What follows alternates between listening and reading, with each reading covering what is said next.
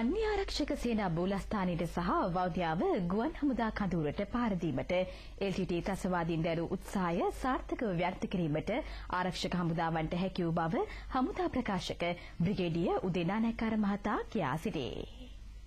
ඔවුන්ගේ ඉලක්කය වුණේ ගුවන් හමුදාවේ ගුවන් යානා නිරීක්ෂණ උපකරණ පද්ධතිය ස්ථානගත කර ඇති ස්ථානය. නමුත් ඔවුන්ට එම ස්ථානයට ළඟා වීමටවත් පෙර ගුවන් හමුදාව සහ ශ්‍රී ලංකා යුද හමුදාවේ විශේෂ බලකායේ සෙබළුන් විසින් ඔවුන්ට ප්‍රහාරයක් එල්ල කරන ලැබුවා. එම ප්‍රහාර වලින් LTT ත්‍රස්තවාදීන් 10 දෙනෙක් එම ස්ථානයේම කඳවුරු භූමියෙන් ගුවන් හමුදා කඳවුරු භූමියෙන්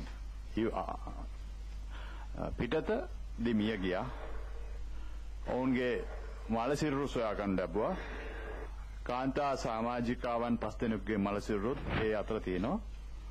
ඊට පස්සේ ඔවුන් සතුව තිබූ ආයුධ ගුවන් විදුලි උපකරණ පණිවිඩ හෝමාරු යන්ත්‍ර සොයා ගැනීමට හැකියාව ලැබුණා. මෙම LTT ප්‍රහාර වලින් යුද හමුදාවේ සෙබළුන් 10 දෙනෙක් මිය ගියා, 15 දෙනෙක් තුවාල ලැබුවා. ගුවන් ප්‍රහාර සහ කාලතුවක්කු ප්‍රහාර වලින් ඒකම ගුවන් හමුදාවේ 7 දෙනෙක් තුවාල ලැබලා රෝහල් ගත කරලා තිනවා. ඉන් 2 දෙනෙක් දැන්ටමත් සාමාන්‍ය ප්‍රතිකාර ලබාගෙන නැවත රාජකාරී සඳහා යොදවලා තිනවා. පොලිසියේ එක් පොලිස් කොස්තාපල්වරයෙක් ජීවිතක්ෂයට පත් වුණා. 9 දෙනෙක් තුවාල ලැබලා රෝහල් ගත කරලා තිනවා. සිවිල් පුද්ගලයෙක් ජීවිතක්ෂයට පත් වෙලා තිනවා. තුවාල ලැබුවන් ප්‍රතිකාර ලබා ගැනීම සඳහා වවුනියාව සහ අනුරාධපුර රෝහල් වලට ඇතුළත් කරලා තියෙනවා. නිලධාරිය විසින් සෑම වෙලේම ප්‍රකාශයට පත් කරන ඔවුන්ගේ ඊළාම් සිහිනයක් බවටම සීමා වෙමින් පවතිනවා. ඒ නිසා ඔවුන්ට ජාත්‍යන්තර වශයෙන් එක්කාසු කරන මුදල් ඔවුන්ගේ නොයෙකුත් ආකාරයේ ඒ කරන ව්‍යාපාරයන් වලට විශාල අඩුවක් වෙලා තියෙනවා. ඒ අඩුව පිරිමහන්නට ඔවුන් කල්පනා කරන්නට ඇති කියලා අපි විශ්වාස කරනවා. මෙවැනි ප්‍රහාරයක් කළා මේ ප්‍රහාරයන් වලට තමයි අපි මුදල් ඉල්ලන්නේ කියලා. මොකද අවුරුදු 25කට අධික කාලයක් ඔවුන් මුදල් දීලා හෙම්බත් වෙලා ඉන්නේ.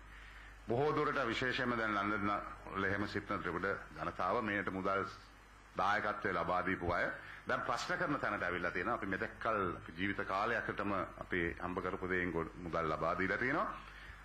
එන්න ඔවුන් ෂෙයරින් යන ඔවුන්ගේ ශක්තිය සහ ඔවුන්ගේ භූමිය ඒ ලබා දෙනවා කියන භූමිය ඔක්කොම උන්ට නැති වෙමින් යනවා. තව දුරටත් ඉතින් මේ ව්‍යාපාරයට මුදල් ලබා දීම අපි ප්‍රතික්ෂේප කරන තත්ත්වයට අද ලෝකෙපත් වෙලා තියෙනවා. ඒ නිසා එය ඉලක්ක කරගෙන මේ වැඩ පිළිවෙලට යන්නට ඇති කියන එකත් ඒත් එක්කම රාඩාර් සිස්ටම් එකට විශාල කවුන්ට් ප්‍රශ්නයක් වෙලා තිබෙන එකත් ඒත් එක්කම විමර්ශනයේ යුද හමුදාව සහ මුහුදේ නායක හමුදාව විසින් ගෙනනන ලද වැඩ පිළිවෙලවල් මේ වෙනකොට ඔවුන්ට දරා ගන්නට බැරි තත්ත්වයකට පත් වෙලා තිබෙනවා.